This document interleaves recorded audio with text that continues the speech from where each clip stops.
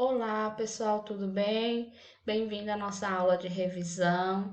Vamos estar observando aí algumas dos invertebrados, como os anelídeos e os moluscos, tá bom? Também sobre os artrópodes e os equinodermos.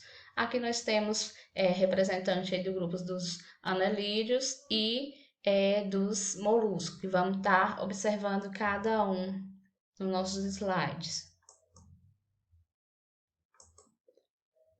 Bom, anelídeos. Os anelídeos são animais invertebrados que possuem aí um corpo cilíndrico, né? Dividido em anéis, como a gente pode observar aí nas imagens. Temos aí esses representantes, a minhoca, a sanguessuga, os nervais, tá? São representantes desse grupo anelídeos.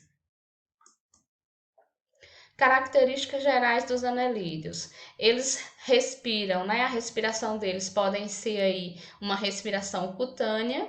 Essa respiração cutânea é quando acontece aí através da pele, por possuir uma pele muito sensível, muito molinha, macia, eles vão conseguir aí respirar através da pele. Então é chamada de respiração cutânea. E temos também a respiração branquial, que é no caso dos nervais, né? Por ser de ambiente aquático, então eles vão respirar de forma branquial. Bom, sobre a reprodução. A reprodução dos anelídeos podem ser de maneira assexuada ou sexuada, tá? Eles podem reproduzir das duas formas. Nós temos um exemplo aqui da minhoca que vai aparecer, fazer a sua reprodução sexuada, né? Quando há junção aí do macho com a fêmea. Então, é a reprodução sexuada.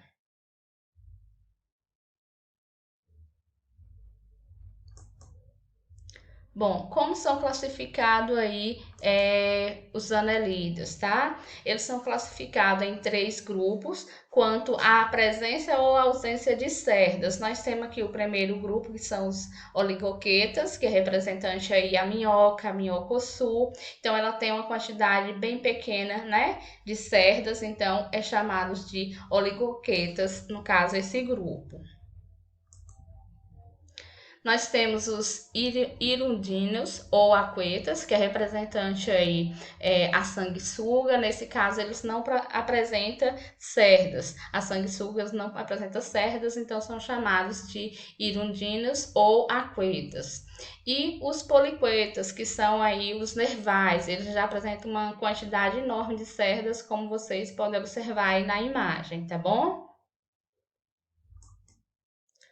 Bom, já agora vamos estar observando um pouquinho sobre o grupo dos moluscos, tá?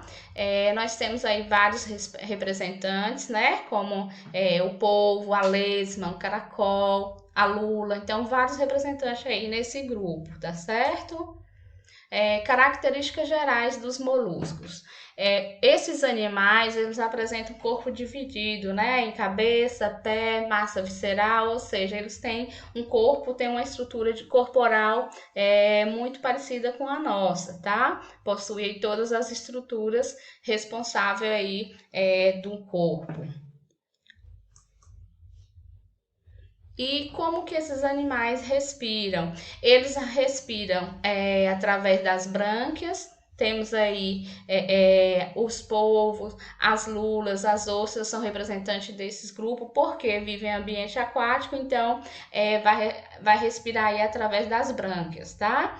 Temos a respiração pulmonar no caso dos caracóis, né, que são de ambientes terrestre e vai fazer a respiração pulmonar. E a respiração cutânea, no caso das lesmas, tá? Elas vai fazer a respiração cutânea por também possuir uma pele aí bem macia, bem sensível, então vai fazer a respiração cutânea.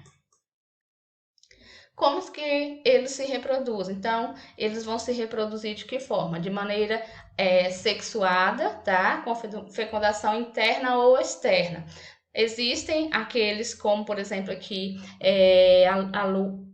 a lula que vai fazer a fecundação interna. Já no caso aí de alguns outros seres dessa espécie, vai fazer a fecundação externa, como podemos ver aí os ovinhos, tá certo?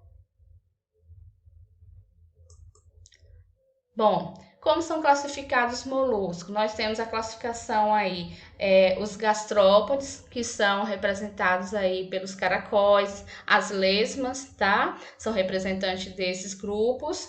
Temos também os bivalves, que são também representantes desse grupo, tá? De ambiente marinho, formado aí pelas conchas. E temos os pelicépodes, que são aí representados aí pelos mariscos, as ostras, as vieiras. Então, são três grupos diferenciados de molusco que temos. Bom, e temos também o grupo dos invertebrados, no caso dos artrópodes e os equinodermos. Nós temos aí os artrópodes que tem bastante representantes, né, desse grupo, e os equinodermos aí representados por organismos marítimos, tá? Vamos estar observando também cada um.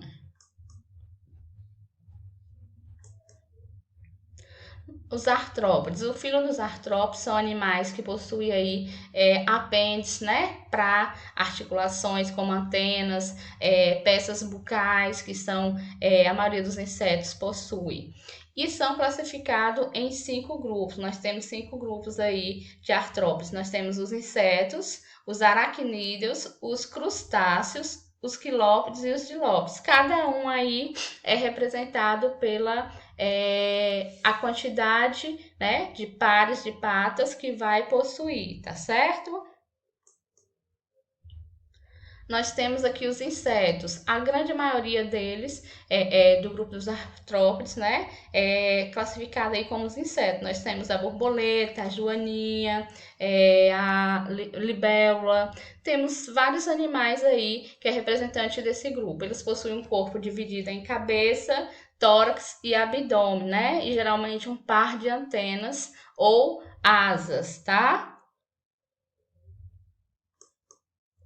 Temos o outro grupo aí que é representante, os aracnídeos, que são aí os escorpiões, né, as caranguejeiras, as aranhas, fazem parte aí desse grupo. Também possui aí abdômen e são representantes do grupo dos aracnídeos, que faz parte aí dos artrópodes. Temos os crustáceos aí com seus representantes, a maioria aquático, né? Temos aí os caranguejos, as lagostas, os camarões, então são todos pertencentes aí ao grupo dos crustáceos, tá certo?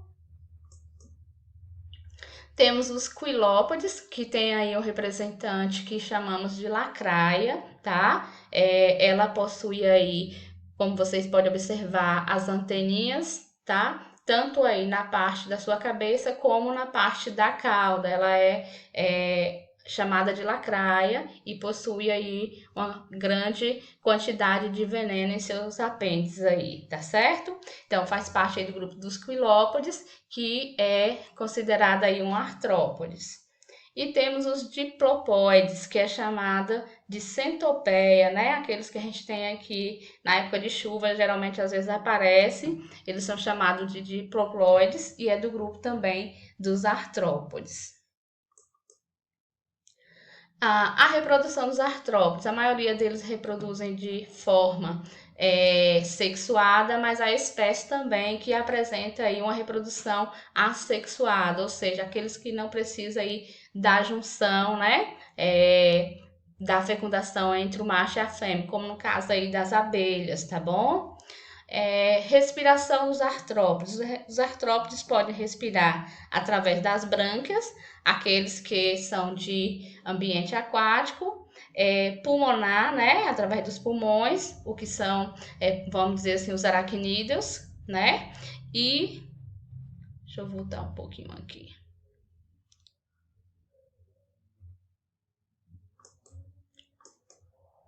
os aracnídeos e através também das traqueias, tá bom? No caso dos insetos. Então, nós temos aí 3 tipos de reprodução: a branquial, né? No caso dos aquáticos, a pulmonar e alguns que é através da tranqueia, como no caso dos insetos.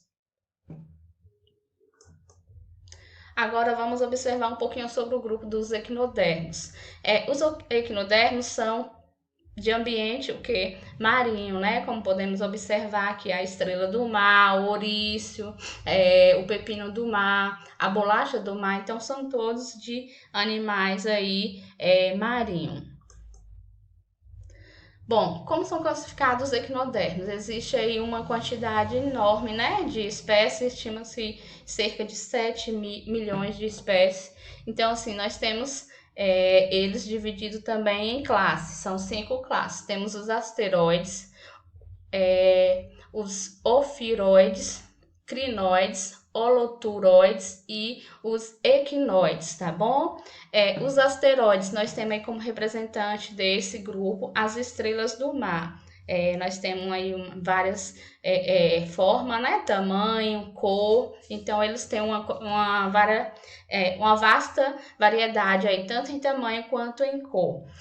As estrelas do mar, como vocês sabem, elas podem também se reproduzir de forma regenerativa, né? No caso, ela perdeu aqui uma pata, ela vai produzir aí uma nova no seu lugar. E aquela que perdeu pode gerar um novo indivíduo. Então, ela pode se reproduzir dessa forma também.